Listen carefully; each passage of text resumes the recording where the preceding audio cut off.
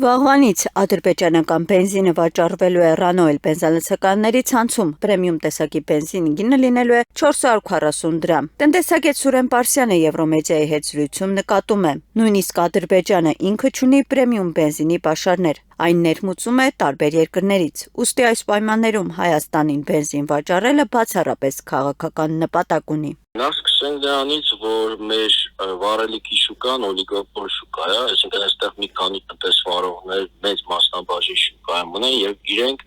նաեւ գին են թելադրում շուկայում։ Խոսքը վերաբերում է ֆլեշի եւ CPS-ի։ Այս ընկերություններն են հիմնական դերակատարները եւ նրանց է բաժին գնում շուկայի 60%-ից ավելի։ Եվ նրանք կարող են մեծ ցանկության դեպքում այլ իրենք էլ գինի իջեցնեն եւ Ռանոյելի այսպես գնային քաղաքականությունը շատ կարճաժամկետում նույնիսկ որևէ էֆեկտ չտա, այսինքն այնպես չլինի, որ իր մասնաբաժին ավելանա, ավելի շատ ծախի։ Բայց ընդհանուր առմամբ 1300 տոննան չի կարող մեր շուկայի վրա երկարաժամկետ ազդեցություն թողնել։ Կարող է մեկ օրում, մի քանի օրում այդ վառելիքի ծավալը վաճառվի վերջանա եւ այդքանը։ Ներկայումս խոսքը չի վերաբերում երկրորդ, երրորդ կամ երկարաժամկետ այսպես մատակարարումներում, եւ քիչ հավանական է, որ նաեւ կլինի պրեմիումի հետ կապված մատակարարում Ադրբեջանից, քանի որ Ադրբեջանը ինքը իր պրեմիումի պահանջարկը բավարարում է ներկրման միջով Ռուսաստանից, Արաբական Էմիրություններից պրեմիում վառելիք է ներկրում եւ նաեւ ադրբեջանական մամուլում արդեն տեղեկատվություն կա, որ հաջորդ տարի առհասարակ պրեմիում իրենք չեն արտահանելու եւ նաեւ պաշտոնական իրենց վիճակագրությունը դրա մասին է վկայում, օրինակ 2023-ի միայն ռեգուլյար էին արտահանել մոտ 30,000 տոննա եւ 714,000 տոննա դիզելային վառելիք։ Պարոն Պարսյան, բայց եթե Ադրբեջանը ինքը այդ պրեմիում բենզինի պաշարներ չունի, այստեղ ո՞րն է միտումը, նպատակը ո՞րն է, որ Հայաստանին է տալիս։ Անշուշտ այստեղ թիվ 1 նպատակը քաղաքական է, հանրային շրջանում այդ ազդակը փոխանցել խաղաղության օրակարգի, այսինքն որ առևտուր են անում,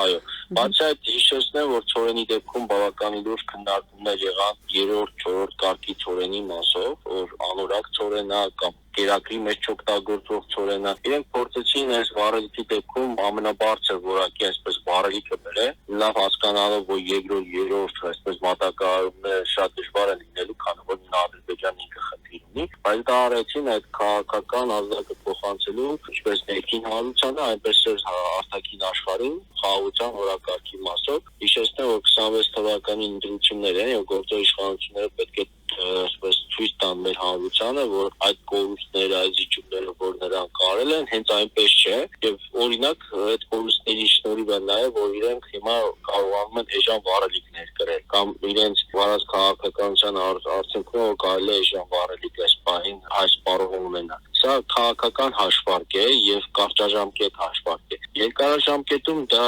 կարա ազդեցություն ունենա թե ոչ, ժամանակը ցույց կտա, եթե նույն ադրբեջանական հայկական կողմը պայմանավորվեն, այսպես ոչ թե 1-2, այլ բարբերաբար մատակարարումներ իրականացնել։ Այս պահին դա այսպես միանվագ գործարք է, քաղաքական գործարք է եւ պետք է այսպես ակնկալել, որ կտրուկ լուրջ փոփոխություններ են ունենալու մեր վառելիքի շուկայում։ Պետք է դեմ լինել, նման գործարքին։ Պարոն Պարսյան, եւ վերջում ուզում եմ հարցնել, թե այս գործոնը, որ հենց ներկրում է փաստորեն իշխանության ներկայացուցչին պատկանող բենզալցակայանը։ Փաստորեն Խաչատուր Սուքեսյանի բենզալցականն է միայն ունենալու արտոնությունը, այսպես։ Քանի որ մյուս բենզալցականները ռուսական վառելիք են վաճառում, եւ ռուսական կողմը կարող է որոշակի նաեւ այսպես պահանջներ դնել իր վառելիք վաճառողների առջև, այսինքն կամ դուք միայն մեր հետ եք աշխատում, կամ ադրբեջանական այսպես ներկրող եք ձեզ համար գտնում։ Սա լրիվ նորմալ իրավիճակ է, հաշվի առնելով մեր շուկայի առանձնահատկությունները։ Ու բացի այդ, քանի որ սա քաղաքական նաեւ այսպես գործարք է առաջին հերթին, եւ պետք է իշխանությունների հետ կապ ունեցող կազմակերպությունը սպասարկել, ու կազմակերպություն քիչ հավանական է, որ կարող է կամ ցանկանալ սպասարկել, հաշվի առնելով նաեւ դրա ռիսկերը։